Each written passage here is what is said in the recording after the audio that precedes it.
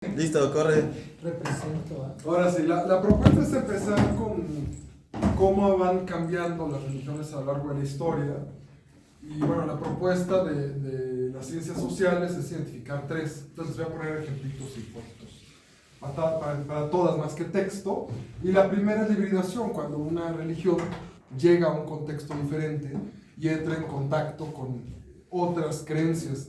La más clara, pues es la Virgen de Guadalupe. Hay un libro de Fondo de Cultura Económica, que así googleenlo, Virgen de Guadalupe, Fondo de Cultura Económica, y es un estudio de una historiadora alemana, pero bueno, austríaca, que vive en México, donde ha estudiado todos los cambios que se mezclaron entre la Virgen de Extremadura, que en España ya era una Virgen morena. O sea, muchos creen que la Virgen de Guadalupe es la primera Virgen morena, no.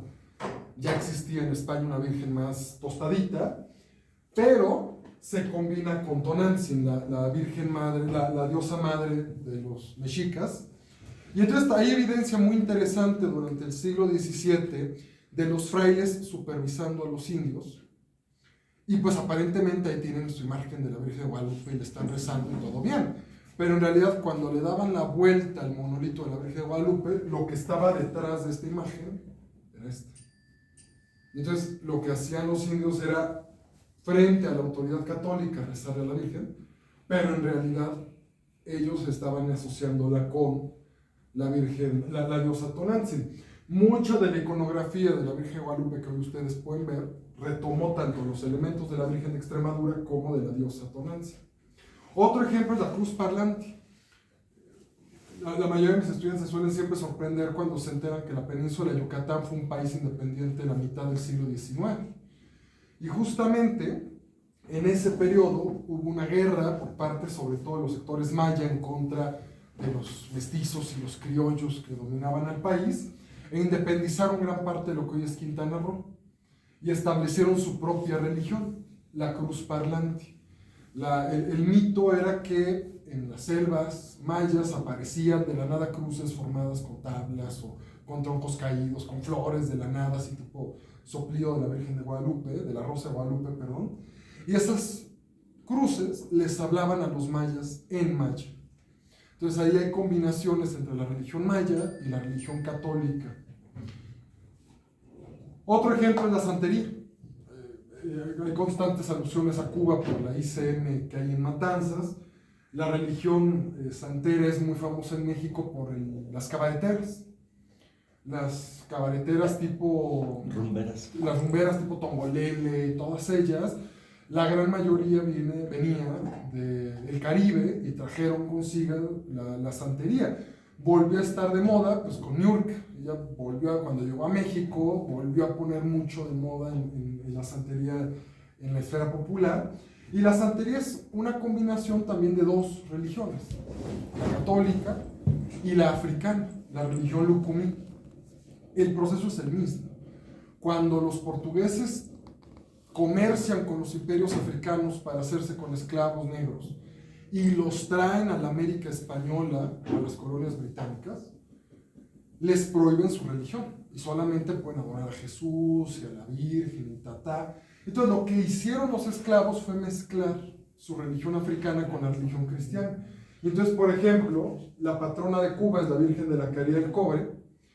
En la religión santera, cuando le rezan a la Virgen de la Caridad del Cobre, no le están rezando a la Virgen, le están rezando a Oshun, la diosa del amor y la fertilidad, que la asocian con la Virgen de la Caridad. O sea, Sincretismo. exacto, travisten a sus dioses con vírgenes o santos católicos para que no sean sancionados por rezarles, pero en realidad les están rezando a sus propias deidades. Aquí tienen un ejemplo muy pixelado de un altar santero que tiene elementos sobre todo de adivinación a sus orishas, que es como les llaman a sus espíritus. Otro ejemplo es el budismo zen, que es el budismo más popular. Si ustedes van a centros de meditación, lo que les van a poder son técnicas zen. El budismo zen es la mezcla entre el budismo que se origina en la India y sobre todo el sintoísmo de Japón. Entonces, cuando entran en contacto estas dos religiones, el budismo va a incorporar muchos de los elementos de la religión sintoísta japonesa. Se popularizó sobre todo por la élite samurái. Si ustedes juegan esta película del último samurái, a principios de los 2000, ahí retrata muy bien este contexto en el que surgió el budismo zen. Otra forma en la que las religiones van cambiando en la historia, además de mezclarse entre ellas, es por mutar. Y el ejemplo más claro pues, es en el contexto católico, cómo ha mutado la misa católica. Seguramente sus papás, sus mamás, si vienen de contextos católicos, les tocó vivir este cambio. De la misa tridentina, que era en latín, el sacerdote dándole siempre la espalda al público, no había música, solo cantos gregorianos, pero nada de instrumentos musicales, la voz era lo único. Se cambió a lo que se conoce como la misa postconciliar. Eso es en 1965, con el Concilio Vaticano II. Apenas vi que va a regresar esa la... Hay fuertes ímpetus, de hecho no han abandonado. Me decían unas señoras del grupito de Marilú que en Cholula hay una iglesia sí, la de, tridentina. La de Los Ángeles, ¿cómo se llama? Que te dije, vamos a ver. Una iglesia que es en latín y toda la onda. Entonces, no es que el rito ya haya desaparecido, pero pues ya no es el oficial en el mundo católico, ¿no? Ya es más esto. El celebrante dando la cara a la feligresía, ya no es en latín, es en la lengua de cada país, y ya hay música, ya con instrumentos, que es una combinación de católica y protestante. Antes era muy similar a la católica, totalmente patriarcal, solo a presencia masculina, y en cambio hoy la iglesia anglicana ha tenido muchos avances en términos, por ejemplo, del papel de las mujeres. Aquí les puse esta foto donde solo hay mujeres celebrando la liturgia anglicana. El uso del cuerpo, si se acordarán, hace mucho la mayoría de las religiones prohibía el tatuaje por considerarlo una profanación del cuerpo, y en cambio hoy pues tenemos a muchas personas que se tatúan como forma de comunicarse con lo sagrado. Esto es muy común para las personas migrantes, por ejemplo. Colegas antropólogos que han estudiado el culto a la Santa Muerte, que es un culto muy asociado a la migración, cuando les preguntan por qué, lo tatúan como una forma de llevarse a su figura sagrada con ellos, porque pues, como están en situación de tránsito no pueden estar yendo a iglesias o a templos. Y bueno, aquí un ejemplo de durante la pandemia, ¿no? Cómo varias religiones se adaptaron a las condiciones emergentes. Y el tercer cambio es por desaparición, porque una religión se extingue, y puede ser que se extinga por violencia, como fueron muchas de las iglesias cristianas primitivas, que fueron desaparecidas físicamente por la Iglesia Católica. Aquí tienen el ejemplo del catarismo, y cuyas diferencias eran mínimas, ¿eh? O sea, eran diferencias de si María fue madre de Dios o solo madre de Jesús. Jesús fue Dios y humano, o solo fue Dios o solo fue humano. Por esas diferencias tan chiquitas, la Iglesia Católica erradicaba de la faz de la tierra a sus oponentes. Y otra es más algo gradual, un cambio que no implica violencia, sino pues más bien paulatinamente se van cambiando. Eso pasó en la India. El brahmanismo fue la primera religión en la India. Sin violencia, paulatina y naturalmente sus creyentes se fueron volviendo al hinduismo. Y entonces el brahmanismo pues, desapareció porque todo fue absorbido por el hinduismo. La otra gran religión que es ejemplo de desaparición con violencia pues es la religión romana. Después de que Constantino tolera la Iglesia Católica y Diocleciano la vuelve la religión oficial, vean una película muy bonita que está en YouTube que se llama Ágora, la historia de Hipatia de Alejandría, una matemática y filósofa. Ese es el contexto de esto. Cuando el cristianismo pasa de ser la religión perseguida a ser ahora la religión que persigue y mata a la religión romana que la precedió. Y ahora sí, ya para ir cerrando, ¿cuál es el origen de la religión? Pues el origen es el inicio mismo de la humanidad en tanto que humanidad. Aquí tienen ustedes algunos datos biológicos de qué es lo que nos distingue de los primates mayores. El bipedalismo totalmente erecto, otros primates mayores también caminan en notch, pero no todo el tiempo y no tanto como nosotros. ¿Esto qué hizo? Pues que al caminar en dos patas, liberáramos las patas delanteras, y entonces se llevó a cabo un proceso muy doloroso que fue romper este dedo y volverlo oponible. y esto nos permitió agarrar.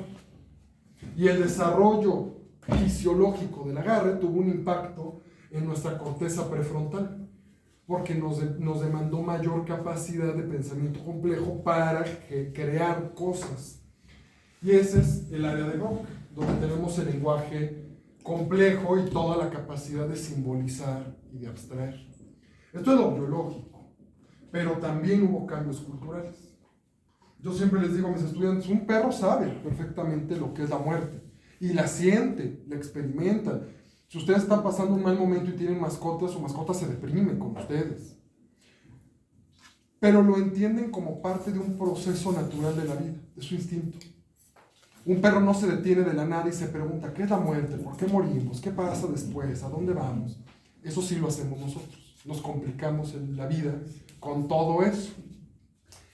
Logan es un psicólogo, le llama la conciencia de la realidad yo-mundo en el lenguaje. Y estos primeros procesos los rastreamos hace 100.000 años, que es la fecha que la arqueología nos ha dado para el primer entierro que se ha encontrado en el mundo. Es el entierro de un niño en posición fetal, acompañado de utensilios y restos de animales. Y aquí Ratzinger, que se volvería el Papa Benedicto XVI, aunque fue profundamente conservador, pues Ratzinger fue uno de los más brillantes teólogos que la Iglesia Católica ha tenido, nos guste o no nos guste. Y Ratzinger habla del ser humano como un animal religioso, el único animal que se asume hijo de Dios y se comunica con Dios, a diferencia del resto del reino humano. Contemporáneo de Hans Küng. De Hans Küng, el gran promotor del diálogo entre religiones, todo lo contrario a él. ¿Quién nos apoya leyendo esto? Pues todo el mundo ya está con su pastel en la boca para que vean que están atentos. Podemos concluir que las sepulturas confirman la creencia en la vida más allá de la muerte, indicada ya por la utilización del ocre rojo, y aportan algunas precisiones complementarias. Enterramientos orientados hacia el este, indicando la intención de solidarizar la suerte del alma con el curso del sol, cosa que implica la esperanza de un renacimiento, es decir, una existencia ulterior en el otro mundo, creencia en la continuidad de unas actividades específicas, existencia de un ritual funerario, indicada por los objetos de adorno personal y los restos del banquete. Mircea Eliade, Historia de las creencias y las ideas religiosas, volumen 1. Con un pensamiento económico, en comunidades de escasez, como las primitivas, donde hacer una herramienta te cuesta muchísimo, deshacerte de esas herramientas para ponerlas en una tumba, nos está hablando de algo contrasentido. Deberías quedártelas tú, que las vas a usar eres tú que estás vivo, no el muerto que ya se murió. Entonces, este historiador lo que nos dice es que cuando vemos comunidades con escasez de recursos que están depositando las herramientas en tumbas, eso quiere decir que hay algo más importante que lo puramente económico, y es lo espiritual. Es este fenómeno que ya empieza a tomar forma con estos entierros. Pero además, cuando tú eres tan inútil y débil frente a la naturaleza, como lo somos la especie humana, estar perdiendo tiempo, cavando un hoyo, acomodando a la persona, y pues eso llega un mendigo león y ya tenía la madre. Pero nos habla entonces de la relevancia que tiene para la comunidad, para el grupo, todo esto. Y vean nomás, ¿no? Las personas empezamos a hacer entierros, todo perfectamente simbolizado, la posición fetal. ¿Por qué fetal? Porque es el regreso al vientre. Del vientre venimos y al vientre volvemos. Viendo hacia el sol, hacia el este, el sol se muere en el este y nace en el otro lado. O sea, al fijar a la persona viendo para allá, se cree entonces que como el sol renace cada día, la persona va a renacer también después. Y el uso del rojo ocre está asociado con eso que la gente empieza a creer que es nuestra esencia, la sangre. Por eso se usa el rojo ocre. Y esto que les rastreo hace 40, 60.000 años, lo vemos también en la fecha. ¿Quién le puede alcanzar a leer este chiquitito que está abajo? Entre los cogis de la Sierra Nevada colombiana, cuando el chamán trata de levantar 9 veces el cuerpo inerte, está aludiendo a su entorno, al estado fetal, recorriendo en sentido inverso el periodo de gestación, antes de depositarlo en la fosa concebida como casa y útero, lo que explica la recurrente posición fetal. Así le llaman los cojis en la Sierra Nevada de Colombia al entierro. Y la palabra que ellos usan en su lengua es casa y útero. Y vean cómo incluso hacer el gesto de 9 veces, ¿no? Como 9 meses estuvimos ahí, pues 9 veces para regresar. Y surge, ya junto con la idea del alma, la sangre, el rojocre, la figura del chamán. La conclusión a la que ha llegado la historia pues, es que seguramente fueron las personas que empezaron a meterse hongos, a lamer sapos, a comerse hojas de coca, y entonces sustancias psicoactivas que les produjeron estados de conciencia alterada, y el resto de la comunidad les vio hacer eso y dijeron, están hablando con lo sagrado. Y entonces les depositaron el papel de chamanes. En algunos lugares de los oráculos griegos se han encontrado grietas donde seguramente había emanaciones de gases. Y eso nos explica los estados de conciencia alterada que había, por ejemplo, en la película de 300, que ustedes ven ahí, ¿no? Las oráculos. Bueno, que echaban los oráculos. Eran los hombres los que interpretaban y las mujeres eran las que tenían el contacto con lo sagrado. ¿Quién nos apoya con este que habla de las pinturas murales? Junto a las pinturas parietales y los entierros funerarios, la danza circular está presente en todas las sociedades de cazadores y recolectores. La practican unas veces para apaciguar el alma del animal abatido y otras para asegurar la multiplicación de las piezas de caza. Se trata de la expresión entre los paleoantrópidos del Paleolítico, de la solidaridad mística entre el grupo de los cazadores y el animal al que suelen abatir, lo que nos hace presumir la experiencia de cierto número de secretos del oficio exclusivos de los hombres. Son precisamente los secretos de ese tipo los que se comunica a los adolescentes a través de los ritos de iniciación. Así Claro. pues, Ese es el inicio del concepto de sacerdocio, ¿no? la iniciación. Ujú. Y es lo que nos dice la arqueología, que son las pinturas murales, no eran adornos. Eran formas de proclamar, de incidir sobre la realidad. Entonces, al dibujar un ciervo, lo que se estaba esperando era manifestar que hubiera muchos ciervos en esa zona para que la caza fuera abundante. Y se bailaba alrededor de los cráneos. ¿Por qué se sostiene esto? Porque se han encontrado entierros solo de restos de animales. Entonces, ¿para qué entierras animales nomás? Porque la lógica, ya estamos en el alma de la agricultura, hacia el 10.000 antes de nuestra era. Si la planta muere, regresa a la tierra y da vida, pues así mismo el animal. Entonces la lógica era enterrar el resto del animal para que volviera a dar abundancia. Por eso la cosecha se vuelve tan importante, porque entonces los rituales van a estar vinculados a las inundaciones, a las sequías, al sol para que la planta crezca. Y para cerrar, no vamos a leer todo esto, nada más es rescatarles que aquí tenemos las dos primeras figuras divinas de la historia de la humanidad.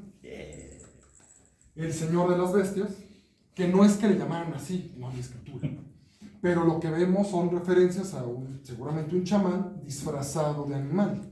Y entonces seguramente era santificar los animales porque era eso lo que les daba de comer a los seres humanos. Por eso el Señor de las Bestias. Esto en la época de los cazadores recolectores. Ya en la época de las tribus agrícolas, las Venus se vuelven las figuras divinas. Las diosas mujeres con bultos, con senos amplios y caídos, señal de que ya han lactado, vientre profuso, caderas amplias, todo lo asociado a la estética de la fertilidad. Y lo que nos dice la arqueología es que las Venus se enterraban no en la casa, sino en los campos de cultivo. ¿Para qué? Pues para propiciar la fertilidad de la cosecha. Y estos son algunos de los primeros monumentos religiosos que la humanidad empieza a hacer. Estas fueron las primeras tumbas. Un cromlech, que es un lugar de culto, de rituales, como Stonehenge, que es el más famoso de Inglaterra. Y bueno, así como las hay así de chiquititas, pues llegan a ser tan grandes como las pirámides de Egipto. Y pues listo. Eso nomás es un dato curioso del primer sitio donde hubo enterramientos sin ser una ciudad. Las primeras ciudades son las de Mesopotamia, pero este fue el primer lugar donde hubo un asentamiento urbano en Turquía. Pero aquí no hay todavía religión. Va a ser en las ciudades de Uruk, esas de Mesopotamia, de las que hablaremos después, donde sí va a haber ya presencia de templos. ¿El totemismo en qué momento inicia? ¿O relacionado Acá. con todo esto allá, verdad? Acá, antes del chamanismo. Antes del chamanismo. O sea, lo primero que hay es descubrir que todo lo que se mueve tiene vida. Y entonces ese es el animismo, porque se asume que hay un ánima que mueve todo. El cristianismo traducirá ánima en griego al alma. Alma. Luego viene un paso más adelante, que es la película Tierra de Osos de Disney. Se asume que todas las tribus están vinculadas a alguna figura sobrenatural que protege a la tribu. Entonces, los tótems son estas figuras generalmente talladas en madera, con donde hay un animal cuyo trabajo es cuidar a la tribu. Siempre les digo a mis estudiantes, no hay diferencia entre el totemismo y las fiestas patronales del catolicismo. Porque finalmente el totemismo se asume que hay un espíritu que cuida a la tribu. ¿Y qué son los patrones, los santos o las advocaciones marianas, sino patrones que cuidan la colonia, el vecindario o el pueblo? O sea, es totemismo, pero por otros medios. Y el siguiente paso, pues ya es el chamanismo, donde ya surge el sacerdocio. Son los 3 pasos que se dan. Excelente. Es como los paganos, cómo el cristianismo transformó lo pagano. Claro, todo se fue reciclando. Lo adaptaron. ¿Algo más? Con Preguntas. respecto, por ejemplo, a los egipcios y creo que también los judíos que sepultan a la gente de pie, o sí, ¿no? Todavía, No. ya no. Siempre fue acostado. Lo que pasa es que luego los museos así los ves parados, pero en realidad siempre los han puesto Porque hay acostados. representaciones y películas, por ejemplo, donde Jesús va a resucitar a Lázaro y Lázaro está parado. ¿Parado? Ajá, le mueve la piedra y sale caminando. Ah, bueno, yo creo que más bien ella se paró. Pero yo no tengo noticias de enterramientos de pie porque más es más complicado mantener un cadáver parado. Pues sí, porque en algún punto el mismo peso va haciendo que se contraiga. Ajá. Se puede comprar. Entonces, los restos, en lugar de encontrarlos así, los hubieran encontrado todos, Sí, todos así, ¿no? todos en bolita, hecho bola o Acordeón. como si alguien los hubiera aventado, destazado y los aventaron.